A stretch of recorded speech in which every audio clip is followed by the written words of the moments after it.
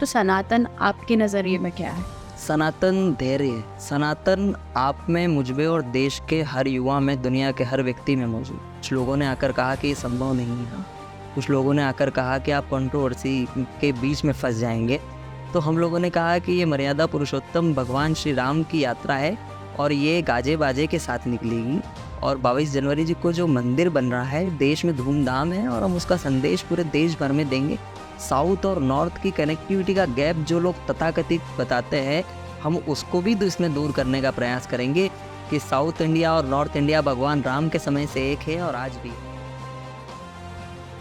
हर सनातनी और हर धार्मिक व्यक्ति को याद होगी कि मंगल भवन अमंगल हारी द्रवहुष दशरथ अजर बिहारी, कि मंगल करने वाले भगवान श्री राम अमंगल को दूर करिए और आप हमें पथ उन्नति और प्रगति की ओर अग्रसर करिए।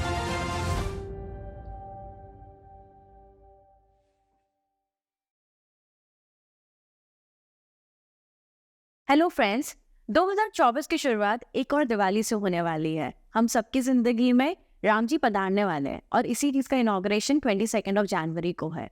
और इसी उपलक्ष्य में जो आज मेरी गेस्ट है पॉडकास्ट के, उन्होंने एक राम उत्सव यात्रा का शुभारंभ किया है। होपफुली इसी यात्रा से रिलेटेड ये मुझसे अपनी कुछ बातें शेयर करेंगे और मैं चाहती हूँ मेरी सारी ऑडियंस को भी पता चले कि इसके पीछे कितनी मेहनत की जा रही है। सो आज की जो गेस्ट है उनका नाम है मलय दीक्षित जी और हम उन्हीं के साथ एक छोटा सा इंटरेक्शन स्टार्ट करते हैं। सो आज हमारे साथ है मलय जी। मुझे पहले आपसे एक छोटा सा इंट्रोडक्शन चाहिए राम उत्सव यात्रा के बारे में और आपका योगदान इस पूरे जो हम डिस्कस करेंगे उसके बारे में थोड़ा सा। राम उत्सव यात्रा जो कि पूरा देश राम जी के उत्सव में डूबा हुआ है जी, तो हम लोग एक ऐसी यात्रा निकाल रहे हैं जिसमें राम जी का उत्सव पूरे उस वन गमन पथ के दौरान मनाया जाएगा, जहाँ से प्रभु श्री राम अपने वन गमन के दौरान 14 वर्षों के उस साहसी संघर्ष में चले, निर्भीक होकर, निडर होकर चले। तो उस वन गमन पथ पर हम सभी देश भर के अनेकों अनेक इन्फ्लुएंसर साथी चलेंगे और देश के युवाओं को बताएंगे कि क्या राम जी का साहसिक वनवास यात्रा का क्या धैर्य था, क्या ध्येय था, क्या नज़रिया था, कहाँ पर रामायण काल में कौन सा घटनाक्रम हुआ, आज भी वो जगह मौजूद है। तो हम लोग उनको एक्सप्लोर कराएंगे इस यात्रा के माध्यम से और अयोध्या पहुँचेंगे और रामलला के दर्शन करेंगे। आपने इसमें दो महत्वपूर्ण बातें करी, एक कि आप युवाओं को परिचित कराएंगे और मेनली यंगस्टर्स, यंग इन्फ्लुएंसर्स आपके साथ जुड़े हुए हैं इस पूरी जर्नी में। तो ऐसा क्या आपने नज़रिया, आपको ऐसा क्या फील हुआ कि हमें यंगस्टर्स को जोड़ना चाहिए या प्रभु राम के बारे में बताना चाहिए? देखिए, स्वामी विवेकानंद जी ने कहा था कि युवा भारत की सबसे बड़ी शक्ति बनेगा, 21वीं सदी भारत की होगी। और आज इस सदी में जब भारत अपना परचम दुनिया में लहरा रहा है, राम जी का मंदिर बनने जा रहा है, तो हर युवा तक ये संदेश पहुंचना चाहिए कि मर्यादा पुरुषोत्तम प्रभु श्री राम जहाँ जहाँ से गुजरे, जहाँ जहाँ से निकले, तो उन चीज़ों की महत्वता क्या है। और हम लोगों ने इसी उद्देश्य के साथ एक कलेक्टिव ग्रुप बनाया। हमारा एक ऑल इंडिया इन्फ्लुएंसर्स एसोसिएशन का ग्रुप है। तो हम उस एसोसिएशन के माध्यम से जितने देश भर के सनातनी इन्फ्लुएंसर्स हम लोगों से जुड़े हुए हैं, उनको साथ लेकर इस वन गमन पर 1 महीने तक निकलेंगे। करीब 4,500 किलोमीटर की ये यात्रा रहेगी और इस यात्रा में हम 5 राज्यों को होते हुए गुजरेंगे। तमिलनाडु के रामेश्वरम से ये यात्रा प्रारंभ होगी, कर्नाटक, महाराष्ट्र, मध्य प्रदेश और उत्तर प्रदेश होते हुए ये यात्रा रामलला के दर्शन करेगी।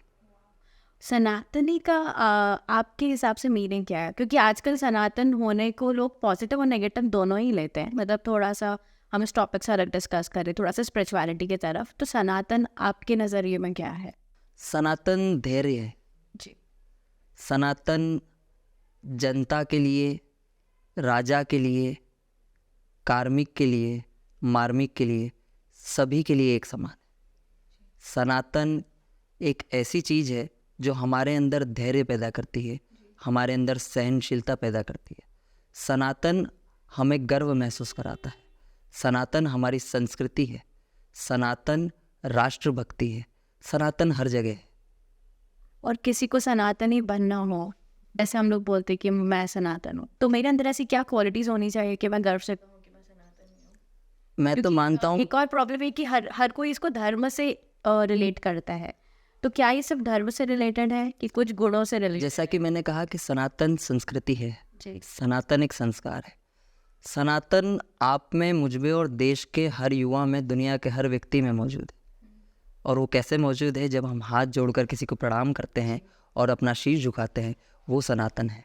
हम हमारे बड़ों का आशीर्वाद लेते हैं, वो सनातन है। माता पिता के प्रति हमारे आदर का भाव है, वो सनातन है। छोटों बच्चे को प्रति हमारा प्रेम का भाव है, वो सनातन है। हमारे डेली रूटीन में सनातन है। तो हमें ये आपकी रिस्पॉन्सिबिलिटी के तौर पे ये ज़्यादा देखा जाता है। जी एक्चुअली हम आज राम मंदिर को सेलिब्रेट कर रहे हैं क्योंकि हमें पता है कि इसके पीछे कितने दर्दनाक हादसे हुए हैं।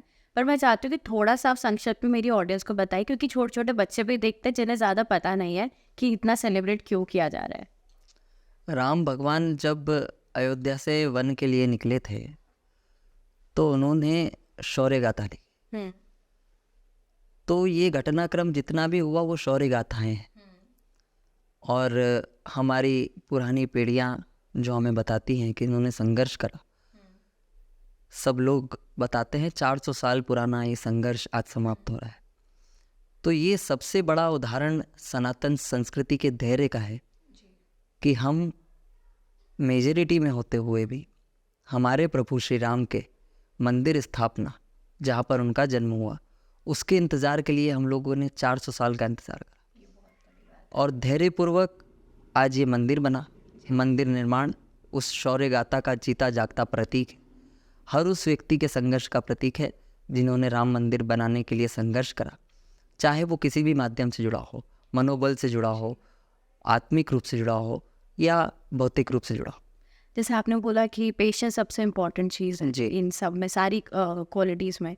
पर आज के यंगस्टर्स में पेशेंस ही मिसिंग है। सबको शॉर्टकट चाहिए लाइफ में। तो हम कैसे उन्हें गाइड करें कि पेशेंट रहो, थोड़ा सब्र करो? देखिए, मेरी बात कई लोगों को चुभ भी सकती है। जी तो जिस प्रकार से शॉर्ट कपड़े ज़्यादा दिन तक नहीं हम पहन सकते, उसी प्रकार से शॉर्टकट भी ज़्यादा देर तक नहीं चल सकता। जी और आजकल के युवाओं को एक बेसिक डिफरेंस हमारी चीज़ों में मालूम होना चाहिए कि हमें मॉडर्न होना है, जी ना कि वेस्टर्न होना है। राइट। मॉडर्नाइजेशन और वेस्टर्नाइजेशन में जब बेसिक डिफरेंस मालूम पड़ेगा, तब हम इन चीज़ों से उभर जाएंगे। देश के युवा को पूर्ण रूप से मॉडर्न होना चाहिए। सनातन संस्कृति दुनिया की पहली, विश्व की ऐसी संस्कृति है जो सबसे मॉडर्न रही है। जी लेकिन हम उस मॉडर्नाइजेशन को वेस्टर्नाइज करते जा रहे हैं। तो जब वेस्टर्नाइज हो रहा है तो हमारा धैर्य कम हो रहा है। जी और धैर्य कम हो रहा है तो इस प्रकार की चीज़ें, घटनाक्रम और तमाम सारी चीज़ें घटती है। डिप्रेशन होता है। और डिप्रेशन में जाने वाले युवाओं को मैं एक सलाह देना चाहता हूँ कि उन्हें जीवन में एक बार रामायण पढ़ना चाहिए। यही मेरा क्वेश्चन था कि आजकल प्रॉब्लम ये होती है कि लोगों को शर्म आती है ऐसा बोलने में कि मैं स्पिरिचुअल हूँ। जैसे मैं प्राउडली बोलूँगी कि मेरी आस्था है, मैं धर्म में मानती हूँ या पूजा पाठ करती हूँ, पर लोगों को बहुत शर्म आती है ये बातें बोलने में, स्पेशली यंगस्टर्स को। उन्हें लगता है कि हम कहीं आउट ऑफ लीग दिखाई देंगे अगर हम ये चीज़ें करते हैं, पर बेसिक सारा नॉलेज उसी ग्रास रूट में है। देखिए, आपने जिस प्रकार से कहा आउट ऑफ लीग हम दिखाई देंगे, हमें इन द लीग आने के लिए इन सब चीज़ों को धारण करना पड़ेगा। जी और धारण करने के लिए हमें हमारा मानसिक संतुलन बनाना पड़ेगा। और एक चीज़ एडमिट करना पड़ेगी, अगर हमें धैर्य चाहिए, धैर्यशीलता को बढ़ाना है, तो हमें इस संस्कृति के जो हमारे बिंदु हैं उन पर चलना होगा। प्रयास कर सकते हैं, छोटे छोटे प्रयास कर सकते हैं। हम रामायण पढ़ नहीं सकते तो राम कथा सुन सकते हैं। हमारी इस यात्रा का जो मूल उद्देश्य है, इसकी उपज राम कथा से हुई। जी मेरी गाड़ी में करीब, मेरे दोस्त जानते हैं, मेरी गाड़ी से हम जब भी कहीं ट्रैवल करते हैं हम लोग, तो गाड़ी में सिर्फ राम कथा अधिकतम रूप से चलती है। और हर बार, हर प्रसंग में एक नई चीज़ सीखने को मिलती है। रामायण एक ऐसी चीज़ है, रामायण एक ऐसा ग्रंथ है जिसमें हर एक रिश्ते का मूलभूत सिद्धांत और उसकी मॉरलिटी का बहुत अच्छे से वर्णन है। भाई का धर्म क्या होता है, माता का धर्म क्या होता है, पिता का धर्म क्या होता है, एक सेवक का धर्म क्या होता है। हर रोल इस दुनिया में, आप और मैं, जब हम राम कथा पढ़ेंगे, राम कथा सुनेंगे या रामायण का पाठ पढ़ेंगे और हम जब उसको समझेंगे, तो हमें महसूस होगा कि आप में और हमें भी उसकी इतने किरदारों में से कोई प्रारूप है। हम हमारी जिम्मेदारियों को समझेंगे तो उससे अपने आप धैर्यशीलता बढ़ेगी। और देखिए, लोग कहते हैं कि लोग इससे दूर भागते हैं। मैं कहता हूँ कि सनातन तो हमारे मन में बसा हुआ है। जब हम किसी मंदिर के सामने से गुजर जाते हैं और अपने आप हमारा मस्तक झुक जाता है, तो प्रभु के प्रति जो करुणा भाव हमारा जागता है, तो वो हमारी संस्कृति है। तो हमें बहुत ज़्यादा दूर ले जाकर वापस नहीं आना है। हम जहाँ हैं हमको इन द लाइन होना है। और जैसे ही हम इन द लाइन जाएंगे, और इस बार का माहौल और अब ये जो युग आया है, कुछ वर्षों से जो हम बदलाव देख रहे हैं युवाओं के प्रति, आप देखिए धार्मिक स्थलों पे एकाएक युवाओं का प्रचलन बढ़ गया है। एक्सप्लोर करने चले जाते हैं, केदारनाथ, बद्रीनाथ हो या तमाम सारी जगह हो, वहाँ पर युवाओं का हुजूम जा रहा है, भगवान के दर्शन करने के लिए जा रहा है। ऐसे कहते हैं ना, जैसा लीडर होता है वैसे फॉलोअर्स होते हैं। तो जो हमारे देश, जी बिल्कुल, निश्चित ही ऐसा है कि ये एक कहावत है बहुत पुरानी कि यत्र राजा तत्र प्रजा। तो राजा को फॉलो करते हैं लोग जी। तो राजा जिस प्रकार से डिसिप्लिन में रहता है, राजा अगर राष्ट्र धर्म का पालन कर रहा है तो युवा भी उसको फॉलो करेगा। और युवाओं को जो चीज़ अच्छी लगती है वो एडमिट करता है। और भारत का युवा सुपरहिट युवा है जी। वो सुंदर पिचाई बनकर देश का नाम दुनिया में रोशन कर सकता है। तो ऐसे भारत के जब युवा हैं तो वो हर चीज़ को संभव कर सकते हैं। और मैं कहता हूँ कि देश के युवा के रोम रोम में हमारी संस्कृति और संस्कृति का जागरण मूलभूत सिद्धांतों से लेकर आज भौतिक रूप तक हो चुका है। जैसे मुझे तो पता है कि आप इतने इन्फ्लुएंसर्स के साथ ही रहते हैं, तो अगर कोई समझे कि आप मॉडर्न नहीं है तो वो उनकी गलत फहमी। आपका इंस्टा पेज देख सकते हैं कि मोस्टली आप यंगस्टर्स के साथ ही जुड़े हुए हैं। तो बेसिकली आप भी इन दी लीग है बीइंग मॉडर्न। तो ये इतना डिफ़िकल्ट चीज़ नहीं है करने के लिए। तो आप क्या सजेस्ट करेंगे कि यंगस्टर्स को अपनी डेली रूटीन में ऐसी क्या एक छोटी सी चीज़ चेंज करनी चाहिए जो उनको हेल्प करेगी फ्यूचर में? देखिए, एकाएक बदलाव कभी संभव नहीं होता जी। कि हम रात को सो रहे हैं, सुबह उठकर हम सनातनी बन जाएं, हम इस संस्कृति को पूर्ण रूप से धारण कर लें। हम जिस वेशभूषा में हैं, जिस प्रकृति में जी रहे हैं, उसी में हमको उन चीज़ों को सम्मिलित करना पड़ेगा। हम सुबह उठते हैं, हम सीधे घर से निकल जाते हैं, तो हम हमारे माता पिता का आदर सम्मान कर कर निकल सकते हैं। जी। पैर छू। जैसे मेरा डेली का रूटीन है कि मैं मेरी माता जी से तिलक करवाता हूँ, उनके पैर छूकर ही घर से निकलता हूँ। तो ये जब रूटीन हमारा बन जाएगा तो हमारे अंदर अपने आप धैर्य की बढ़ेगा, लोगों के प्रति करुणा भाव बढ़ेगा, और ये सब चीज़ें जेन्युइनली हमारे अंदर आत्मीयता में उतर जाएगी। जी। आपको ऐसा क्या महसूस हुआ था कि हमें ऐसी यात्रा करनी चाहिए, रामोत्सव यात्रा? क्योंकि ये वन इन अ केस है, मतलब ऐसा हर कोई सोच नहीं पाता, बिकॉज बहुत इम्पॉसिबल है इतने सारे लोगों के साथ ट्रैवल करना, एक लक्ष्य के लिए जाना। तो आपको ऐसा क्या महसूस हुआ था? देखिए, जब आपका विश्वास किसी के प्रति बढ़ता चला जाता है तो वो एक सीमा पर पहुंच जाता है। राम कथा सुनते सुनते वहाँ की चीज़ें हमने जब जानी कि राम भगवान यहाँ गए थे, राम भगवान ने दशरथ जी का श्राद्ध यहाँ करा था, उन्होंने विभीषण जी को राजपाट कहाँ सौंपा था, वानर सेना का गठन कैसे हुआ था, किन स्थान पर हुआ था, ऐसे अनेकों अनेक स्थान हैं जो वाइब्रेंट कर देते हैं युवा को। तो जब ये सुना तो मित्रों के साथ बैठकर हम लोगों ने ये प्लान करा कि क्यों ना हम लोग सब साथी मिलकर ये घूमने जाएं, इस पर यहाँ पर इसको एक्सप्लोर करें और लोगों को बताएं कि भगवान राम जी का वनगमन पथ कितना साहसिक था। तो जब हम लोगों ने ये शुरुआत करी तो शुरू में कुछ 4-5 लोगों ने हमें भरी, और आज ये यात्रा एक बड़ा मूर्त रूप ले चुकी है। देश भर से कॉल्स आ रहे हैं कि हमें भी ले चलिए। अभी ऐसी स्थिति हो गई है कि हमें हमारी व्यवस्थाएं और ये सब देखते हुए कई लोगों को बोलना पड़ रहा है कि आप बीच में जुड़ जाएं यात्रा में। तो उसका फ़र्क पड़ता है जब आप धीरे धीरे किसी भी चीज़ की शुरुआत करते हैं। नींव का पत्थर आप रख दीजिए और आपके मन में विश्वास होना चाहिए, और जो आप पत्थर रख रहे हैं उसके प्रति आपका विश्वास होना चाहिए कि ये मैंने रखा है, ये अपना काम करेगा। तो जब आपने उस पर विश्वास रख लिया तो वो इमारत बन जाएगा। स्टैटिस्टिकली हमारे क्या फिगर्स है अभी यात्रा में, जितने लोग आपसे जुड़ रहे हैं? करीब 500 से ज़्यादा इन्फ्लुएंसर ऑल ओवर यात्रा में हमारे साथ जुड़ेंगे। देश के बड़े नामी इन्फ्लुएंसर्स हैं, एक्टर्स हैं। जैसे कि 18 तारीख को जब हम रामेश्वरम से निकल रहे हैं तो देश के मशहूर एक्टर और इन्फ्लुएंसर हैं अमित बढ़ाना जी, वो हमारे साथ इस यात्रा में वहाँ से वो प्रारंभ करेंगे यात्रा को, और वो अयोध्या में भी आएंगे।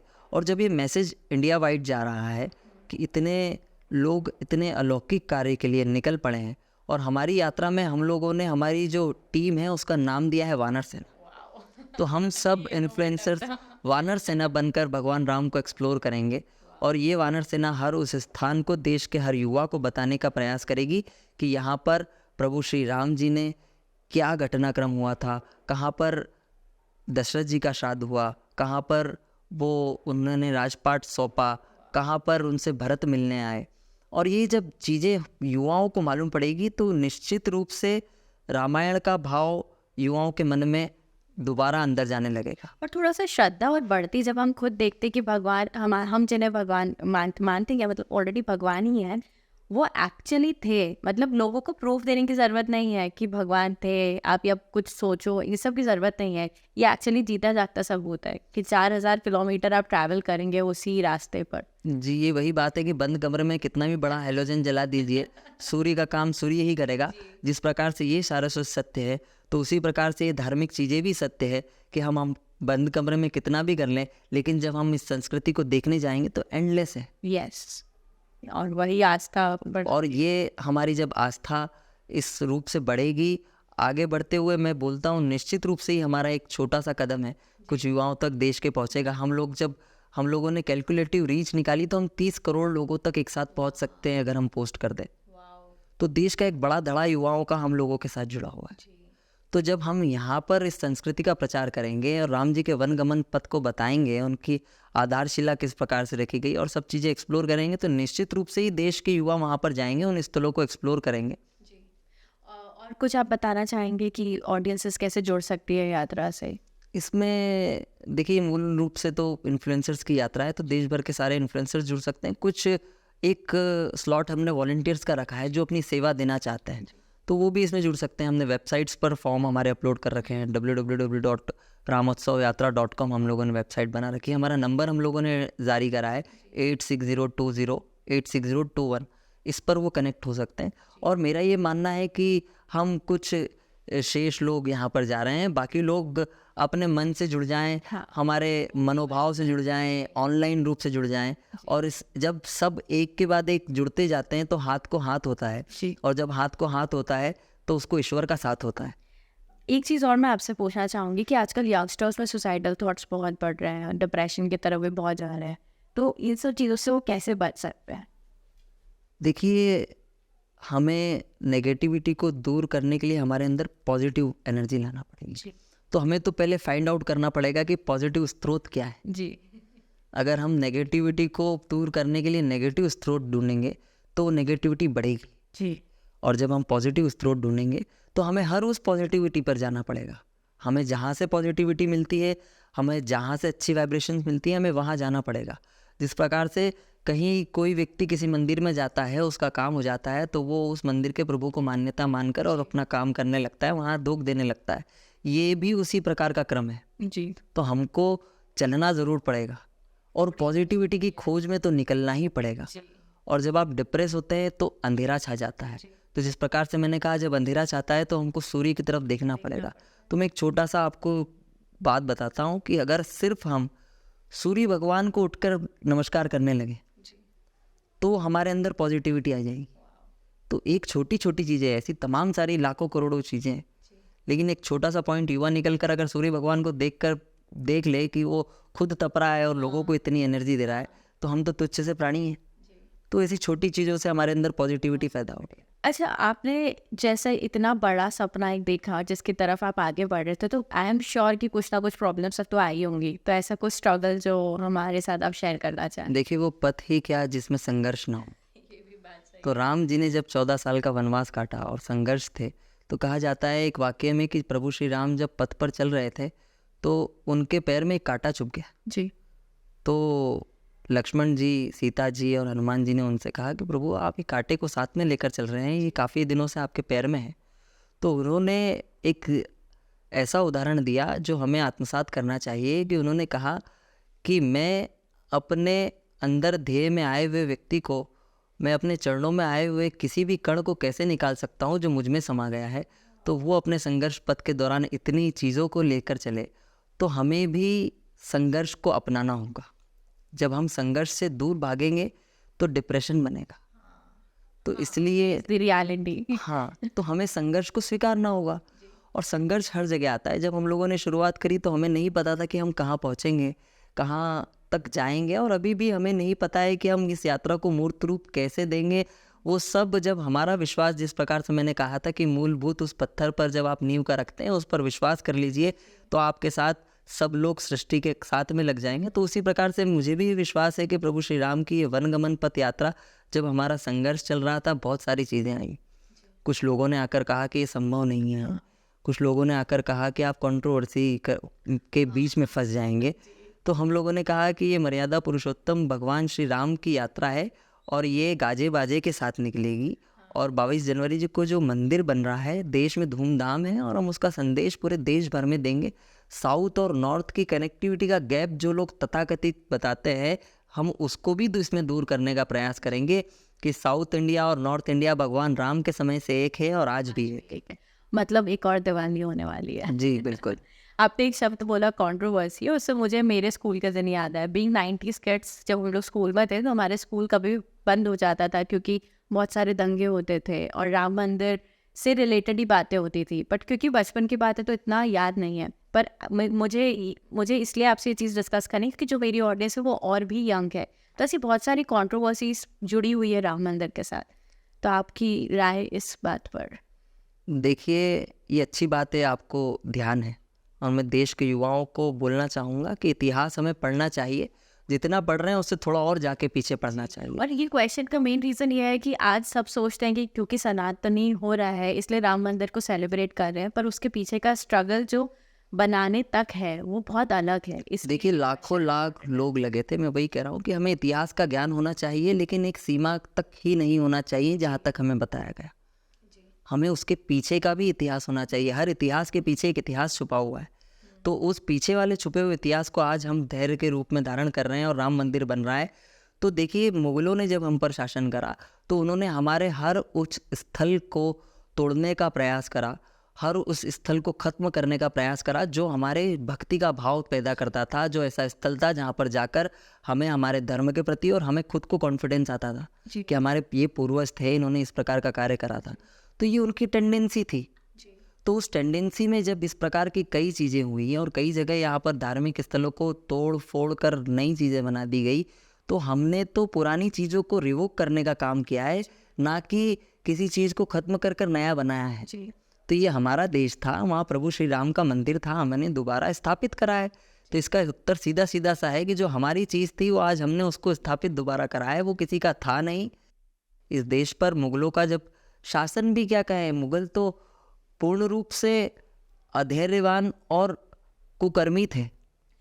उनकी जब नज़रें हमारे धार्मिक स्थलों पर पड़ी और उन्होंने जब देखा कि ये इनका पावर सेंटर है, तो उन्होंने उसको तोड़ने का प्रयास करा। और वो आज ये जीता जागता दुनिया के लिए प्रमाण है कि कोई इस भारतवर्ष पर कितना ही राज करने का प्रयास कर ले, राज सिर्फ भारत की जनता का होगा, भारतवर्ष का होगा और राम राज्य होगा। बहुत ज़रूरी है ऑडियंसेस के लिए जानने के लिए।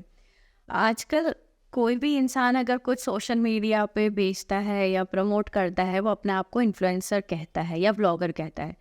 आपके अनुसार एक इन्फ्लुएंसर का ओरिजिनल या बेसिक धर्म क्या होना चाहिए जिससे वो अपनी ऑडियंस से भी लॉयल रहे और समाज में कुछ पॉजिटिव चेंज लाने की कोशिश करे? देखिए, इन्फ्लुएंसर का एक जॉनर होता है। हर व्यक्ति अपने क्षेत्र में काम करता है। कोई कॉमेडी के माध्यम से करता है, कोई ब्लॉगिंग करता है, कोई ट्रैवल ब्लॉगिंग करता है, कोई धार्मिक सनातनी कंटेंट बनाता है। तो इस सृष्टि में अलग अलग प्रकार के लोग हैं। हर कोई अपना जरिया ढूंढकर, काम ढूंढकर किस तरीके से वो लोगों को इन्फ्लुएंस कर सकता है, वो अपनी फील्ड डिसाइड करता है और वो उस पर जाता है। कोई ऑटो एक्सपो के लिए लोग वीडियोस बनाते हैं और हर किसी का एक अपने आप में मैसेज होता है। जब वो मैसेज छोड़ता है तो उसके क्षेत्र के लोग वहाँ पर इम्पैक्ट होते हैं। तो मेरा यही मानना है कि हम लोगों को हमारे जिस क्षेत्र में हम काम कर रहे हैं, सारे इन्फ्लुएंसर्स को भी यही मैसेज है कि जो वो किसी भी क्षेत्र में काम कर रहे हैं उनको करना चाहिए और समाज के लिए कोई ऐसा संदेश न जाए, गलत इम्पैक्ट न जाए कि हमारे एक वीडियो से कोई युवा भटक जाए या बच्चों पर गलत इम्पैक्ट पड़े। हमारे कुछ एथिक्स और मौलिक सिद्धांत जीवन के भी होना चाहिए।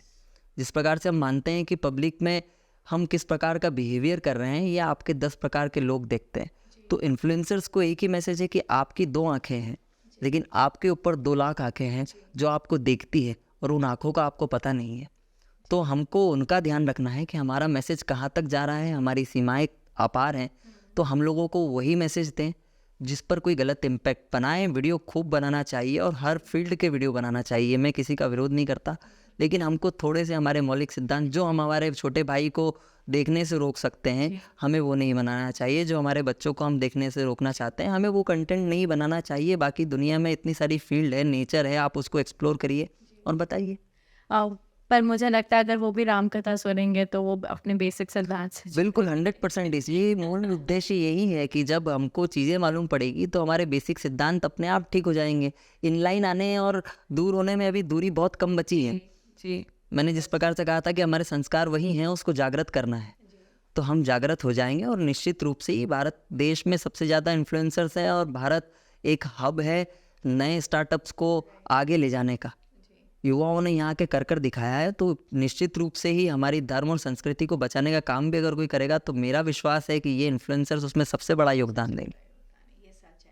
तो आज का हम डिस्कशन को रैप करते हैं। आपका इतना सारा समय लिया, पर आपके इसको रैप करने के पहले ऐसी कोई बात जो आप हमारी ऑडियंस से करना चाहते हैं? मैं एक ही बात है जो अब आप बोल रहे थे, हम संस्कृति से दूर जा रहे हैं, लेकिन एक चौपाई रामायण की जो है, जो हमारे बच्चे से लेकर बड़े बुजुर्गों तक याद होगी, हर सनातनी और हर धार्मिक व्यक्ति को याद होगी कि मंगल भवन अमंगल हारी द्रवहुष दशरथ अजर बिहारी।